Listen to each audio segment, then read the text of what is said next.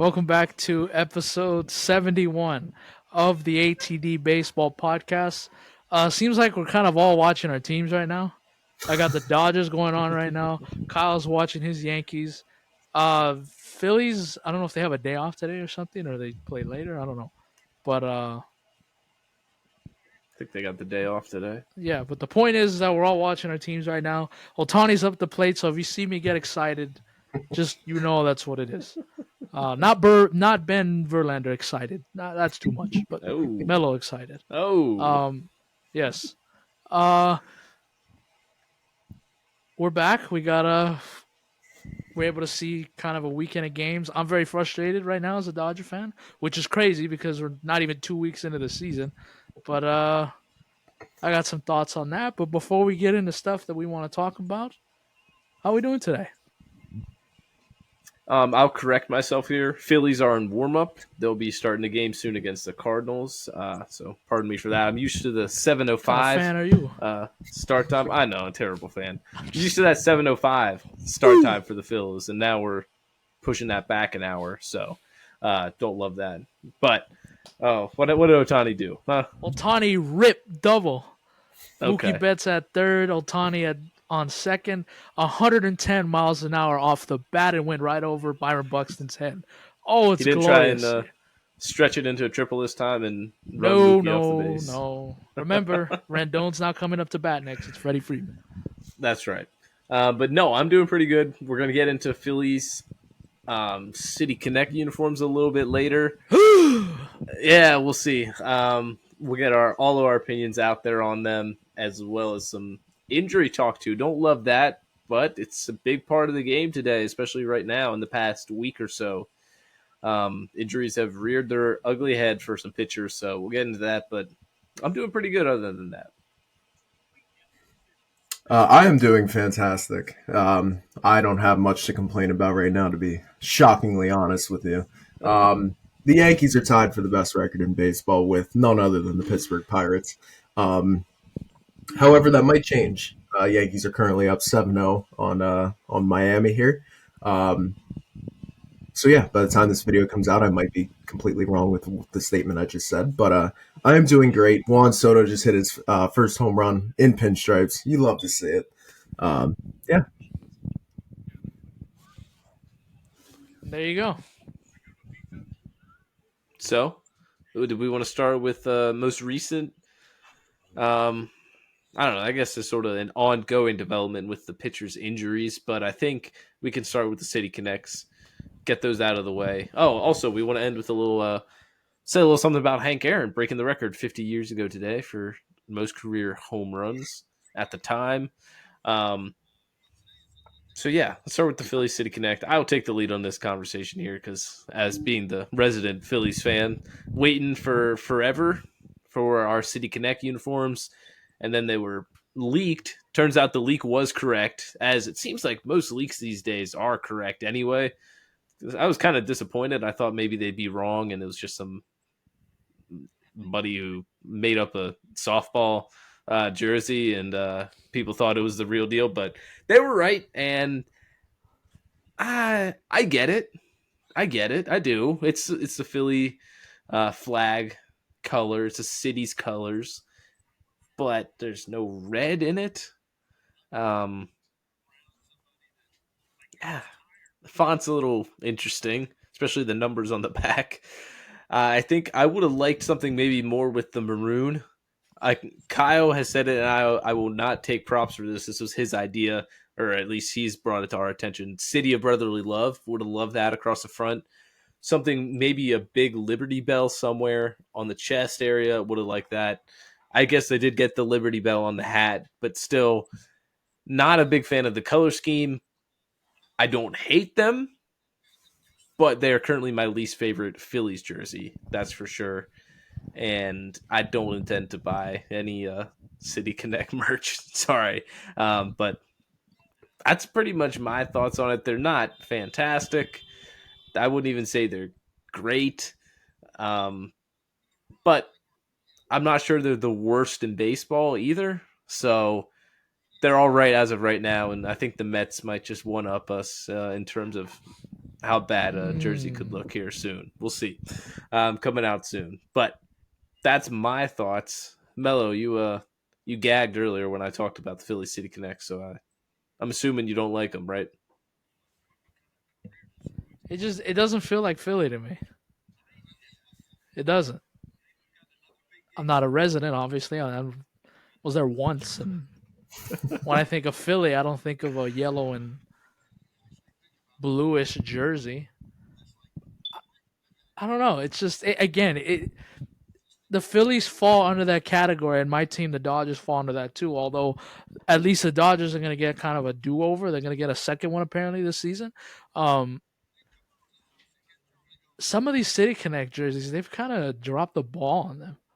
It was a great idea from the beginning, and don't get me wrong. There's plenty of City Connect jerseys that I like. I like the Angels one, believe it or not. I like the Colorado one. I don't know why they're going to retire it, but I like the Washington Nationals one they came out with. So there are some good ones out there, but and then you drop the ball on some of these other big teams, the Dodgers, the Phillies. It doesn't seem like Philly to me. But again, like Matt said, I see the idea and the thought process behind it. And you guys mentioned it before we even came on here. It's so weird seeing Bryce Harper in that kind of bluish, yellowish kind of color. He's worn red his whole career. It's not something that I'm used to. He's looked better in one of the Reds. I'll just say that. Okay. Yeah, Just but saying. yeah, no, you're not wrong. But that's doesn't scream Philly to me. And I wonder two last things. Number one, I wonder how often they're gonna wear it. And number I two, I believe it's every Friday home game this Yeah. season so far. number So yeah, I mean you're grasping at straws. It's like 10 games, I think. okay, and number two, I wonder if there would be more outrage if this was like an Eagles jersey or something like that, or a Sixers jersey, because baseball's not in terms of I mean, listen, there's a lot of baseball fans, obviously, but in terms of the sports, obviously, it's NFL one, and then everything else is after. But I wonder if the Eagles would have done something like that. Would have been? I wonder if there would have been so much outrage from their fans that the Eagles would have just scrapped it. Like, okay, yeah, we're not doing that. We'll come up with something else, or we're just not going to wear stuff like that.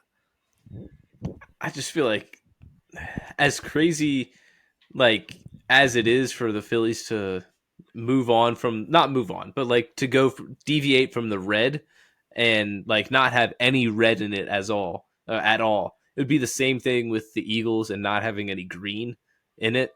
Like if you tried to pitch a jersey that didn't have any of the midnight green in it anywhere, I mean, I think Eagles fans would be revolting, and I think Phillies fans like not should be because, like I said, I get the point of it, but how do you just make it a City Connect jersey with no, with like not the team's colors at all, like at all? Like, what if the White Sox jersey was just orange instead of black and white?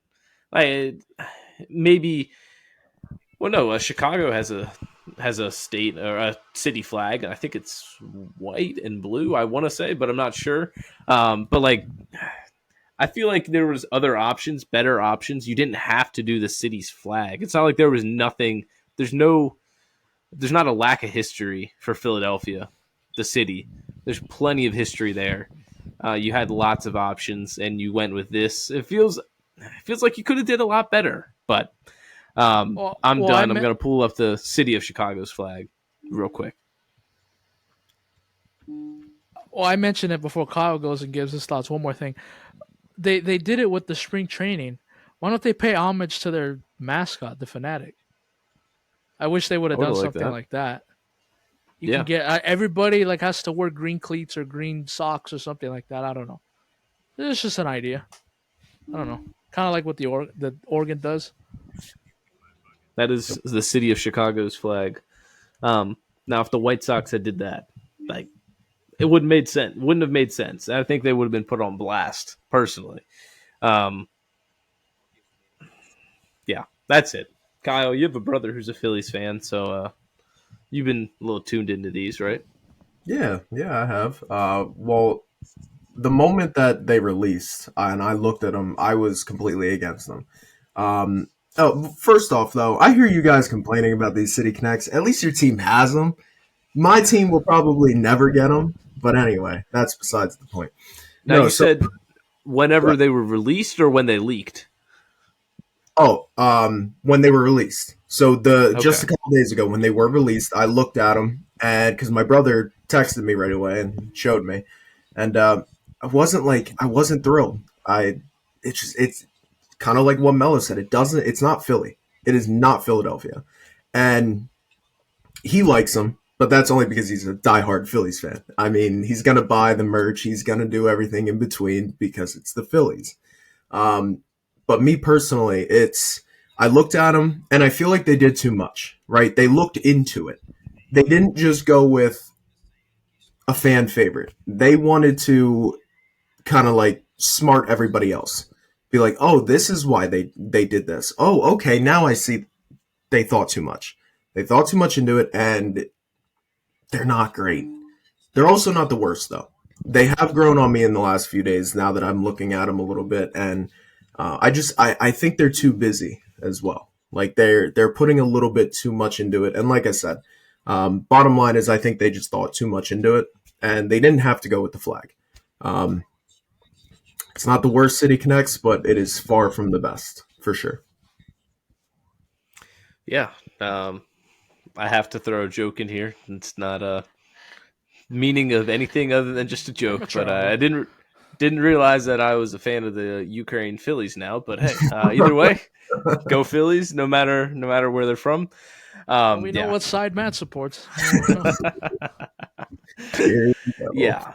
Like I said, just a joke, not meaning anything else. But yeah, I think just there's so many other options with Philly, other than the flag of the city itself. I mean, And not to mention, the Phillies are red.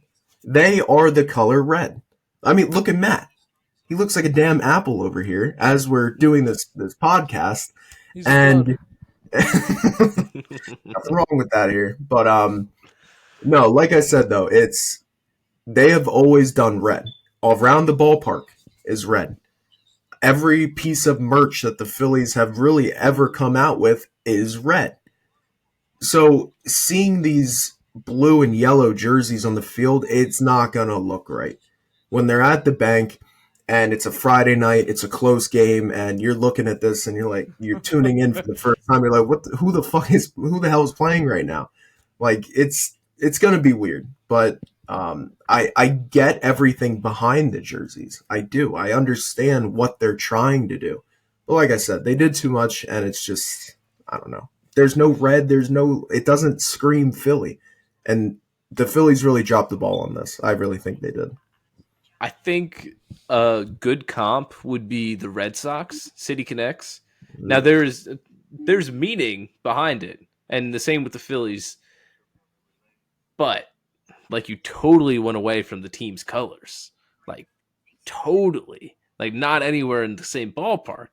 And Boston has plenty of history too. You think you could have came up with something? No, I'm not going to say something other because they did a great ode to what they did with the Boston Marathon bombing. It was great, but still, the connection you can see the connection, you can understand it. It's just interesting that they totally deviated from the team's colors and normal color palette that they use with the Phillies and with the Red Sox. But from what I understand, the Red Sox were one of the first City Connects, I think, too, right? Yeah. Yep. Like first three or something. Yep. People did not like those at first, at least not the design of the jersey and the colors. But I think it's sort of shifted a little bit. I think people have it's grown on them. You see a lot of them in the crowds, I think, at Red Sox games, even just from watching on TV. So we'll see. Maybe they'll grow on Phillies fans some more. But like Kyle said, a lot of Phillies fans are that passionate; they're just going to buy him anyway. His brother being one of them. Yeah. So It's already You on I'm the know sure way. the how to Phillies you know how to grow on the fans? Win. win. winning those jerseys. Can you imagine every time this season the Phillies play in those jerseys, they win? They look Boy, awful on TV and on the field, but if you're gonna win in those jerseys, I don't think the fans are gonna be complaining that much. no, no. The Red Sox did that last year. They're on like a 8 game win Yeah, streak, I think, and they only wore the yellow jerseys. So no, you're right. Winning them, and we'll forget what they look like, at least temporarily. So yeah, I think that's all we got on the Phillies jerseys for right now. But time to move to another topic. Not one that anybody wants to talk about ever. And Kyle, you just wrote an article about it just this morning, or posted just this morning. So if you want to take the lead on this one, that'd be great. Yeah, so the MLB Players Union kind of came out with a statement regarding the pitch clock and everything that MLB has done um, surrounding pitchers. And pitchers are getting hurt at an extreme rate right now. I sent you guys the list. It is also on the website, www.roundthediamondmedia.com. Anyway, these pitchers are getting hurt, and it is not good. I don't even want to go around the list because if I read the list to you guys, it is going to take probably a good 2-3 minutes. And that should tell you all you need to know. Pretty much these guys are just getting hurt, and it's a lot of people are saying it started a few years back with Tyler Glasnow. He was kind of the first to come out and say this about banning quote unquote sticky stuff. And he pretty much said your favorite pitcher probably used some sort of substance, whether it was foreign or legal, whatever it was. I know my favorite pitcher is totally guilty of it. But no, Glasnow was saying how his substance of choice was sunscreen and rosin. And when they kind of did the whole ban thing, he pitched against the Nationals, pitched great, but the problem is he had no grip on these balls. So he had to grip them tighter than usual, and he woke up the next morning and was having all sorts of issues in his throwing arm, in his elbow, in his shoulder, everywhere in between. Chris Bassett, he was another one who came out and spoke on this, saying how MLB is kind of prioritizing velocity over quote unquote stuff from pitchers. And these teams will choose a pitcher who throws 97 miles per hour with a close to 5 ERA versus a pitcher who only throws 90 on his fastball, but he's pitching sub 3, sub 4 ERA. So they're going to pick the guy who pitches higher velocity. And that's how it's going nowadays. I mean, you see these young kids going in through college and then through the minors, and by the time they get up to pro ball, because they're throwing so damn hard with this velocity, they're throwing out their elbows and their shoulders, and by the time they reach pro ball, their arms shredded. Look at Jacob deGrom, one of the greatest pitchers. Me personally, I said this a few years back, I think Jacob deGrom would have been the GOAT when it came to pitching. But the problem is he can't stay healthy because the dude pumps 100, 101 every single game. He tries to throw as hard as he can, and look where it's gotten him. So Chris Bassett's whole thing is MLB is prioritizing, they're not really prioritizing pitchers' long-term health versus short-term. And it's becoming a huge problem. And as we've seen in the recent days, Shane Bieber out for the year, Spencer Strider, I know my guy, Garrett Cole, coming off Cy Young. I mean, we, as baseball fans, we want to see these guys. Framber Valdez just got scratched. And this is, I just kind of brought this up to you guys. This is by no means confirmed. But Kevin Gausman, his fastball was ticks down, and he gave up, I believe, 7 earned runs between an inning and a third against the Yankees the other day. So it's showing, and it's not good for the game. Whether you want to blame the pitch clock, whether you want to blame these guys' routines, I don't know what it is that you want to blame or however, but it's getting to a point now where MLB is going to have to step in. Something's got to give because these guys are getting hurt at an alarming rate, and it is not good at all. It's not good for the sport because these guys are amazing on the field, and we all love to watch them no matter what team they're on. It's like if Brian Bello for the Boston Red Sox gets hurt, I'm going to be pissed because I love watching that dude go out there and pitch. He's a stud. But it's just the fact of This is an issue, and it's got to be addressed. And it's only going to get worse by the looks of it. It's not a good look for the game. It's really not. I think there's a couple things that you can point to here um, for possible causes for the injury. And I'm not a doctor; I'm just a baseball fan speculating things and putting two and two together from articles I've read or podcasts I've listened to. But one thing you can't deny is the fact that the average fastball speed in Major League Baseball is going up, and it has been in the past. So fastballs maybe used to top out at 95. That'd be like, oh, this is the fastest guy in the league throwing 95 or averaging 95. There's still guys touching 100, but now you got to the point where the average fastball might be even higher than that. So that sets the bar so much higher for these guys, and the demand is just so high for guys who can throw with velocity, guys who can throw fastballs and throw heaters that are up to 100, 101, and you have to throw.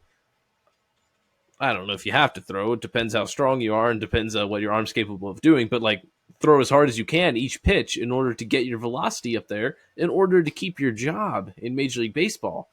And now they added the pitch clock, so you got less time in between pitches for your arm, for your little muscles in your elbow to recover in between each pitch. And now they just decrease that again with the pitch clock here.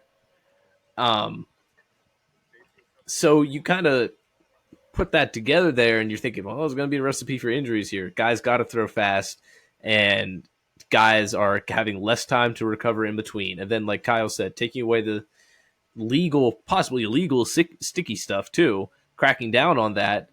And these guys are doing anything they can to get a grip, including just grabbing these baseballs as hard as they can in order to try and get a better grip, to get more spin rate, to have nastier stuff. And it's causing issues within their elbow.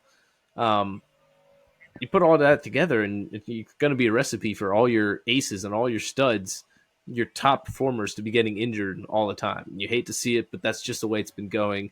I'll say one more thing, and people can knock me, but whatever. I'm just comparing it to what I know. And I know that when I go out and throw, maybe I practice pitching, just messing around, or pitching to siblings or family, or, maybe Kyle and Melo, pitching to them too. If I'm throwing like 80% strength, 75% strength after getting warmed up, I can get into a groove where, yeah, my arm doesn't hurt, my elbow doesn't hurt, I'm feeling fine. But then if I have to throw at 100%, every time, even if I'm already warmed up, throwing as hard as you can every single time in order to get that velocity is going to leave damage on your elbow. I mean, doctors have talked about for a while that, I think it's 95. We talked about this earlier. The elbow, the UCL tendon there is not, like, it's not designed for your arm to throw that hard. It's just not the way that human beings are made. And obviously, a lot of athletes and a lot of, professional sports is about pushing the limits of the human body. Yeah, but like, a human can't throw 112 miles an hour. It's just not humanly possible, no matter how good of an athlete you are, how strong you are, whatever. But they're going to keep trying to throw faster, and it's just going to result in more injuries. But again, not a doctor, just using what I know and what other people have said. So, And the thing that obviously this is a horrible situation. It's not good for the pitchers. The thing that I love about this is that they're not afraid to speak up, and they're saying that this is a problem. Because 40, 50 years ago, things would have been different. You probably would have been frowned upon if you even suggested that you were in some pain. It'd be like, oh, put some ice on it. We'll see you in 4 days for your next start. Whatever. You don't have to do anything. But I like the fact that guys like Glasnow and Bassett, they're speaking up, and they're not shy to say, that this is a problem. And I really don't know if this would do anything at all, but I made this suggestion to you guys in Florida, and I was kind of half joking, but I was also half being serious. Why don't, just for one season, we take away all the restrictions the pitcher can't do and the hitter can't do? That means you can use any sort of sticky substance you want, and for the hitter, you can do any performance enhancing drugs you want. You take the risk. And I'd be very interested to see what would happen. Would the numbers change? Would there be less injuries? Would there be more injuries? Just for one full season. Take everything out. Players, you can do whatever the hell you want. And I wonder if that would change anything. Be interesting, that's for sure. I want to see it. Be Some fun. guy who has a shit ton of sticky stuff on his fingers, and I want to see going up against some guy at the plate who's juiced up. I want to see who wins that. So like Trevor Bauer looks like he just pulled his fingers out of the honey pot, and Barry Okay, Bonds. I was thinking something else. No, come on now. Prime roided up Barry Bonds going up to bat against him, or Mark McGuire, whoever your giant biceps hero would be. That's your dream scenario, Melo. Yeah, whoever your PED use of choice is. Yeah, Aroyd. Kyle probably would. Yeah. He might be his personal favorite. I seriously would want to. I would really be interested, and who knows? Like, you don't even have. I would be so fascinated by that if anything would change. And to be honest with you, if you took a survey with 100 baseball fans, I think you would get more than half of them that would agree with me. And will get on my side. Let's take out all the restrictions for one full season, and let's see what happens. Be interesting. Kyle, you got anything else on this? No, I mean, I really don't think so, except for, there was a reporter for the Tennessee, and I kind of wanted to bring this up because it kind of sheds light on the collegiate side of things too. Like, this isn't just an MLB problem, right? This is starting from, I mean, literally high school. Aria Gerson of the Tennessean spoke out and had said, I've said it before and I'll say it again. People act like the increased pitching injuries is something that can be stopped at the MLB level. But kids pitch so much more than they used to, and it adds up before they ever throw 95 or use a pitch clock. I think people want to believe that if only MLB made this or that rule changes, guys would stop needing TJ. But this is something that is building up over the years or even decades of stress on the arm. More and more kids need Tommy John in high school now, too. So this obviously isn't just an MLB thing. I mean, colleges are scouting these kids who can pitch the hardest and the highest velocities. So, I mean, it doesn't seem like even if MLB were to step in and kind of stop the epidemic of pitching injuries at the high level, who's to say that this even stops anything with the kids coming up through the systems, coming in through the draft, through high school, through the collegiate level, and then obviously the minors. No, I don't know. I really don't. And Justin Verlander just spoke out on this and said that he would call it a pandemic of what's going on with pitchers right now. It just, I mean, my whole thing is it sucks for the game because me personally, I'm a pitcher's duel kind of guy. I like to watch, Garrett Cole go up against Justin Verlander or, however you want to seem it. Garrett Cole against, Zach Wheeler. I'll throw you a bone, man. But these are the type of things. Yes, Big Maple. No, these are the kind of things that I want to see as a baseball fan. And seeing all these guys go down, it sucks. It is terrible for the game. And I'm sure a lot of other people feel the same way I do and the same way we do. No, that's kind of all I have on it. I really hope that this kind of stops and these pitchers can find a happy medium of, keeping their jobs, literally keeping their jobs, but also staying healthy while doing it. Because if it keeps going like this, MLB is going to have no choice but to step in at some point and figure out something because it's not a good look. Yeah, and it doesn't matter that because in this day and age, starting pitchers are not going that long.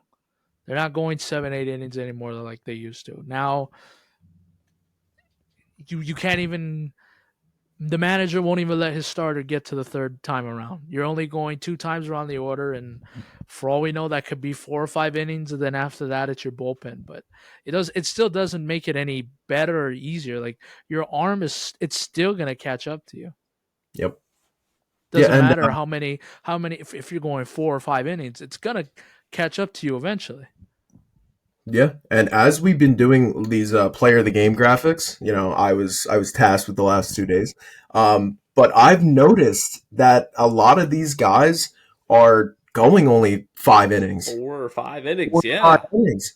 I mean, it's honestly kind of crazy, and it's happened so quickly.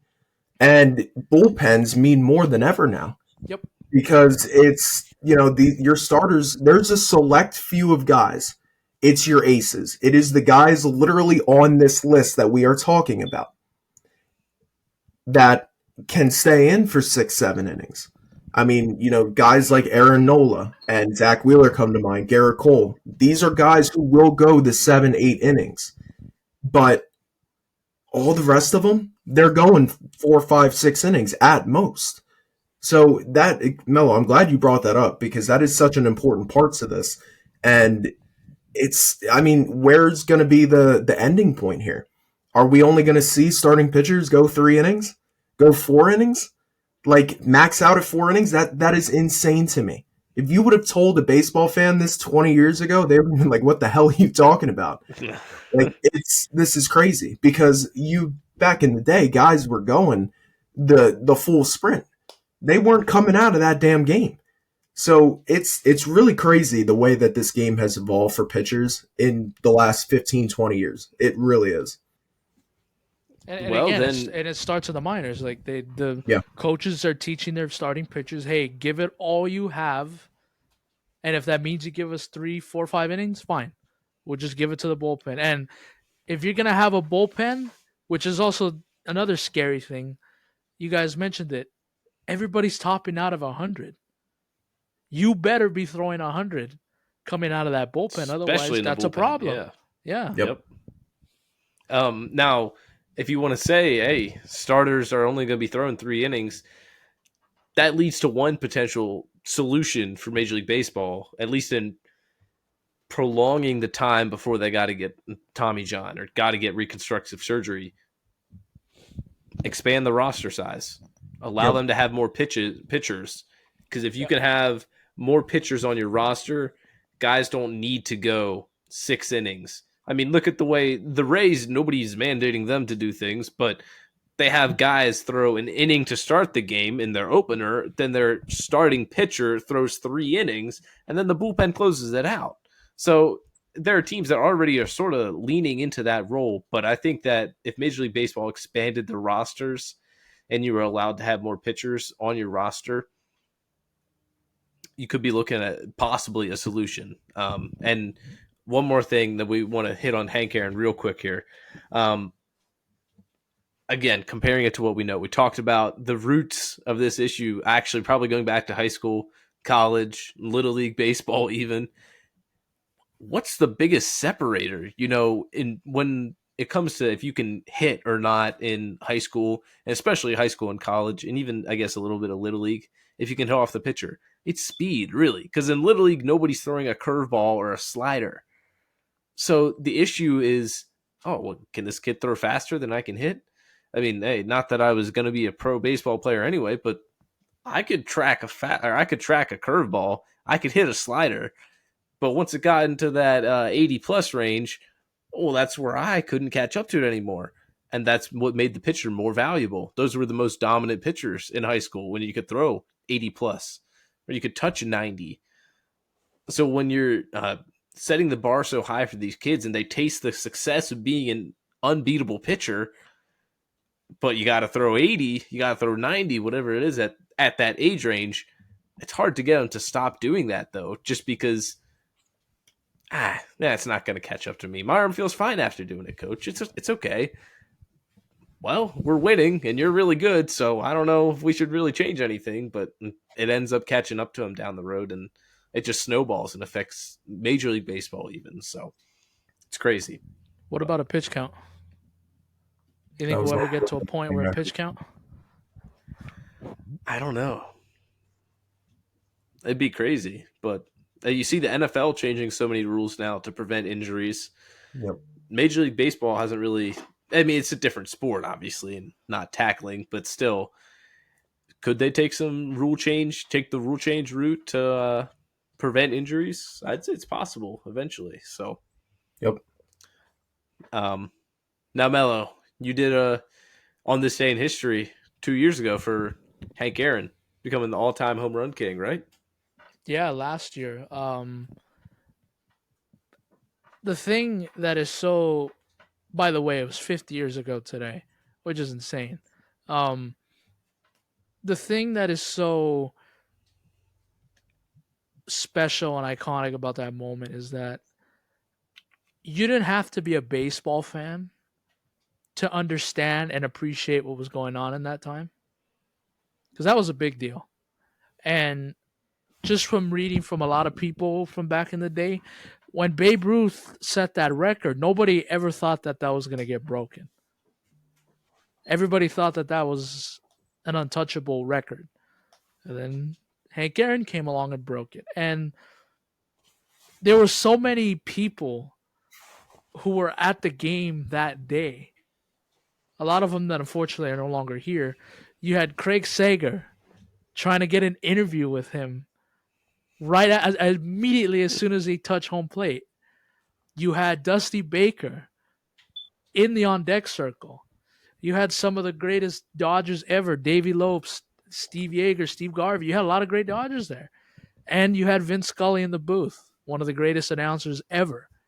So there's a lot of history surrounding that one moment, and it's always crazy to look back and see how baseball was different 50 years ago. When the hell are you ever going to see just fans running onto the field to congratulating somebody like that? You'll never see that again. But special day in Atlanta 50 years ago tonight. Hammer and Hank, all-time home run king at the time. And another thing that I find interesting, it's a different time. And don't get me wrong, if I was in the stadium for a home run chase like that right now, if whoever Giancarlo Stanton's the active home run leader, if he somehow played another 40 years and maybe eventually got close to the record, yeah, I'd probably be on my phone recording it too. But it's very cool seeing those old videos where obviously nobody's on their cell phone recording it. Not to say that I wouldn't be doing it, because I probably would be, or on my camera, either way. But still, I think it's cool that people have those memories, and it's such a treasured thing to them that they were there in person for that game, that he broke the record. And not everybody's looking through the lens on their phone. Again, not knocking it, because I would be doing it, but still, I think it's cool that there was a time when not everybody was on their cell phone filming every at bat that he had. That's my little tidbit opinion on it. Yeah, so I'm gonna somehow turn this into a Yankee topic for quite one, one quick segment. This right here behind me, my shadow is showing it. That's pretty much what I can compare it to for myself. I mean, obviously the magnitudes of the two events are completely different. I'm not saying Judge is better than Hank Aaron, whatever, but That was more impressive than 715. God damn it! if I were to compare it to a situation, it would be like that. Because for me personally, I felt like a fucking kid in a candy store watching every single Judge's at bats, and I'm sure that's how all the people back in the day felt. No, but this was MLB Network did a special on this today, and it was something that, like, I always go back to the saying, how can you not be romantic about baseball? Because this is one of those times in history where you're watching it back and you're just like this is crazy. Like, you just have a big smile on your face. It brings you all the emotions and everything else. And that was one of these times, man. It's such a cool thing to look back and see. And I think that's also just another reason why I love this sport so much, and why it is my favorite sport, and why it always will be. No, it's just moments like that that's great, man. And they're unveiling a statue in Cooperstown. Kind of sucks that it didn't happen last year when we were up there, but hey, fingers crossed we'll go again this year. But no, it was obviously a big deal, and it's still so cool to look back on for the younger generation, and just one of those moments, man, where you get goosebumps, reading about it, watching it, whatever it is. It's a very iconic moment in baseball history. And one last thing, and one of those moments that made me feel like that, not that far off from Hank Aaron. I was working, but I was in the building when Albert Pujols hit Hmm. 700. That was a big deal, and even Dodger fans were like, "This is amazing," you know. So that's my equivalent to 715, and um, I was actually able to actually see it, like see him around the bases and stuff. So that was cool. But that's my equivalent. There you go. Um, that was a nice little end to the episode. Yeah, I like that ending with a little history because you're right. Nothing. It just hits different, even if it's not your team. I yeah, dislike the Braves a lot, but still watching that highlight, just the history behind it all. It really does. It does hit home to you. Like I said, even if you're not a Braves fan, just a baseball fan in general, or like Melo said, not a baseball fan. Um, you don't have to be a baseball fan to appreciate the history too. But I like that. Ending on a good note. We'll see you next Monday for another episode. A bit of a bridge gap here to set our schedule right. Coming off of just publishing an episode Friday, now we're back recording Monday, but that's all right. We're looking for one episode a week going forward, maybe two if something big happens. We'll see. And yeah, it's going to do it. Episode 71 in the books. We'll see you next week.